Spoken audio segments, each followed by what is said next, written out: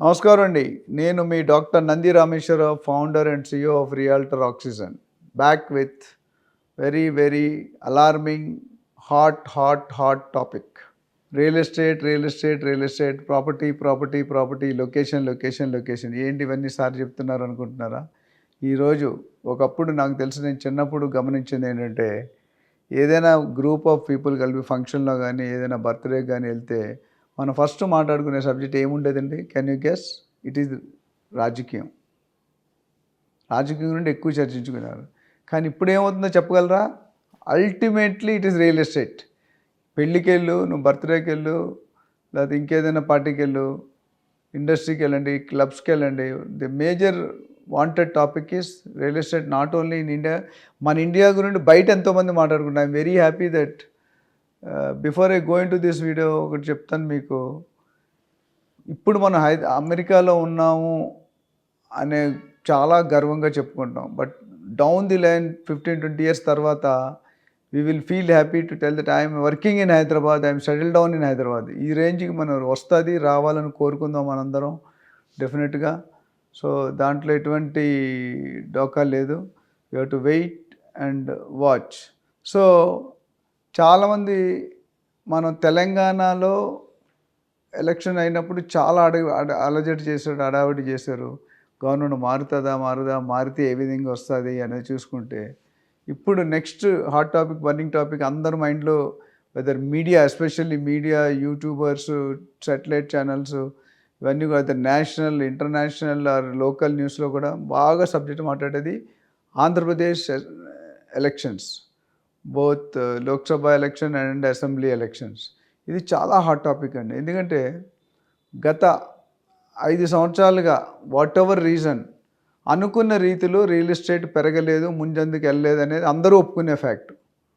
So ఇప్పుడున్న government కనుక continue అయితే we don't know where we are going to head. నేను జనరల్గా ప్రావర్బ్ చెప్తాను. ఒక కోడిని తలకాయ కట్ చేసి కింద వేస్తే హెడ్ కట్ చికెన్ రౌండ్ ఎటు తిరుగుతుందో దానికే తెలియదు. మన పరిస్థితి కూడా అయోమయంలో ఉంది. ఎందుకంటే ప్రీవియస్ గవర్నమెంట్ ఆంధ్రాలో ఉన్నప్పుడు అమరావతి క్యాపిటల్ అన్నారు. కొత్త గవర్నమెంట్ వచ్చి అమరావతి కాదు, మిగతా 3 వైజాగ్ పెడతాం, కర్నూలు పెడతాం అన్నారు. సో ఇది కన్ఫ్యూజన్లోనే 5 సంవత్సరాలు అయిపోయి ధర్నాలు జరుగుతూనే ఉన్నాయి, కానీ రిజల్ట్స్ అయితే రాలేదు. ఓకే, ఒక మంచి పార్టీ ఏదైనా ఉంటే చెప్పుకోవాలి, జగన్ గారు గవర్నమెంట్ కూడా ఉంటే సంక్షేమ స్కీమ్స్ ఏవో ఉన్నాయి, అవి ఎంతమందికి వస్తున్నాయో ఎంతమందికి రావో మనకు తెలియదు. బట్ డెఫినెట్గా being in real estate for last 3 decades plus, the change what is expected is not happened in AP. So ఇది చాలా దౌర్భాగ్య స్థితి అనొచ్చు. అంటే మనం వెనక్కి వెళ్ళిపోతున్నాం. ఇన్వెస్ట్మెంట్ రావట్లేదు, కంపెనీస్ రావట్లేదు, ఇండస్ట్రీస్ రావట్లేదు. ఒకప్పుడు నేను ఎప్పుడో విన్నది ఏంటంటే, ఒక 25 years బ్యాక్ యునైటెడ్ ఏపీ ఉన్నప్పుడు, లేదా స్ప్లిట్ అయినప్పుడు, తెలంగాణలో 10 ఎకరాలు కొనాలంటే ఏపీలో 1 ఎకరం కొంటే చాలు అన్నారు. అంటే ఆ కాస్టింగ్ ఉన్నది. ఇప్పుడు ఏమైందంటే రివర్స్ అయింది. ఏపీలో 10 ఎకరాలు కొనాలంటే 1 ఎకరం తెలంగాణ. 100 కోట్ల పర్ ఎకర్ మనం చూసాం కోకాపేటలో. ఏపీలో ఎక్కడో ఉండవు. నేను వైజాగ్ నుండి, నేటివ్ ప్లేస్ వైజాగ్లో చదువుకొని పెరిగాను. I feel bad to go to Vizag and say that Vizag is my city. ఎందుకంటే అనుకున్న రీతిలో I think AP government has gone back 10-15 years back వెళ్ళిపోయిందండి. ముందు వెళ్ళాల్సింది కాకుంటే వెనకడుగేస్తున్నాం. సో ఈసారి గవర్నమెంట్ మారితే కనుక డెఫినెట్గా people are awaiting for the change. ఎందుకంటే ఎక్స్పీరియన్స్ కావాలి సీఎంగా వర్క్ చేయాలంటే. అండ్ రేట్లు వైజ్ పికప్ అయినాయి, బట్ అంత అనుకున్న దాని, ఎందుకంటే ఇప్పుడు ఒక ఊహాల్లో నడుస్తున్నారు. As of today over night ఏదైనా కావచ్చు ఎలక్షన్ రిజల్ట్స్. ఇంకొక 30 days, ఐ థింక్ 30-40 days ఉంది. మనకి మే ఫస్ట్ వీక్లో, మేలోనే ఏప్రిల్లో ఎలక్షన్ అయిపోయిన తర్వాత రిజల్ట్స్ వస్తాయి మనకి. వచ్చినప్పుడు మనకు క్లారిటీ ఉంటుంది. బట్ డెఫినెట్గా పాత గవర్నమెంట్ వస్తే we should think twice in investing real estate in Andhra Pradesh. కొత్త గవర్నమెంట్ వచ్చి వస్తే కనుక డెఫినెట్గా the positive steps are there. Of course ఏ గవర్నమెంట్ వచ్చినా అక్కడ అప్పుల్లో ఉన్నది స్టేట్, అది ఒకటి మెయిన్. ఇది తెలంగాణ గవర్నమెంట్ 6 లక్షల కోట్లు అని విన్నాను, అండ్ ఏపీ గవర్నమెంట్ 10 లక్షల కోట్లు పైగా అప్పు ఉంది. అండ్ ఇంట్రెస్ట్ కట్టడానికి మనం అప్పులు చేస్తామని విన్నాం. ఇది ఒకప్పుడు ఇండియాకు ఉండే సినారియో ఇప్పుడు స్టేట్ లెవెల్లో కూడా వచ్చేస్తుంది, which is not a positive sign to the public. కాబట్టి నేనేమంటానంటే, ఏపీ ఎలక్షన్ తర్వాత పెను మార్పులు జరుగుతాయి. డెఫినెట్గా there will be impact on Telangana real estate and AP real estate.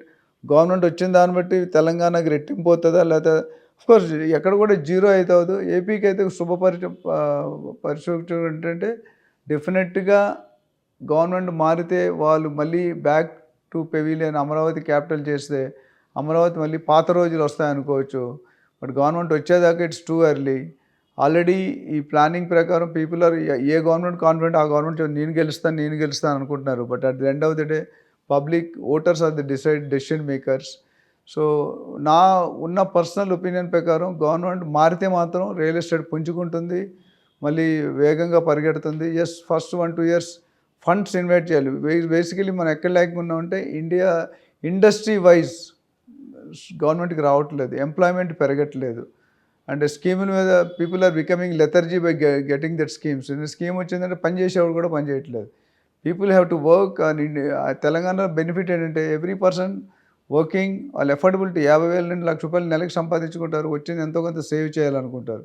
ఇవన్నీ దృష్టిలో పెట్టుకుంటే రేట్లు కూడా as of now stand still పడిపోయి. నాకు ఒక ఎగ్జాంపుల్ తెలుసు. ఒక 1 year బ్యాక్ జరిగింది. చంద్రబాబు నాయుడు గవర్నమెంట్లో 70 కోట్లు పెట్టి భూమి కొన్నారు, అది 35 కోట్లకు అమ్మేశారు. లాస్ట్కి అమ్మారు. పెరగాల్సింది 70 కోట్లు 100 కోట్లు కావాల్సింది కానీ 35 కోట్లు, బికాజ్ యూఆర్ బ్యాంక్రప్ట్. సో అలాంటి పొజిషన్కి వచ్చేస్తాను కూడా మనం అనుకోలేదు. ఇప్పుడు మాత్రం మనం చేయాల్సింది ఏంటంటే ఈ గవర్నమెంట్ని ఎలక్ట్ చేసుకునే మనమే కాబట్టి చూసుకొని మీరు గవర్నమెంట్ మారితే మాత్రం డెఫినెట్గా మారిపోయినా రియల్ ఎస్టేట్ ఉంటుంది. ఇప్పుడు మొత్తం నేను జీరో అయిందని చెప్పట్లేదు, బట్ అనుకున్నంత రీతిలో పరిగెట్టట్లేదు. గవర్నమెంట్ మారితే మాత్రం మళ్ళీ పాత వైభోగం మళ్ళీ వెనక్కి వస్తుందని నేను అనుకుంటున్నాను. సో ఇన్వెస్ట్ చేసేవాళ్ళు వెయిట్ అండ్ వాచ్. అనదర్ 1-2 monthsలో మీకు క్లారిటీ వచ్చేస్తుంది. ఇప్పుడు తొందరపడి ఇన్వెస్ట్ చేసుకోవడం అంత కరెక్ట్ కాదేమో అనిపిస్తుంది. Until unless it's a desperate, compulsory కావాలి, ఇంకా లేకపోతే అవ్వదు అంటే తప్ప. ఆల్రెడీ ఫిబ్రవరి అయిపోయింది, మనం మార్చిలోకి వచ్చేసాం. సో 1-2 monthsలో మనకి క్లారిటీ వస్తుంది. కాబట్టి please keep your investment safe. ఎక్కడ పెట్టుకున్నా కొద్దిగా ఆలోచించి రీసెర్చ్ చేసి మీరు పెట్టుకోండి. దీని మీద మరిన్ని వివరాలు కావాలంటే you can contact me. Thank you very much.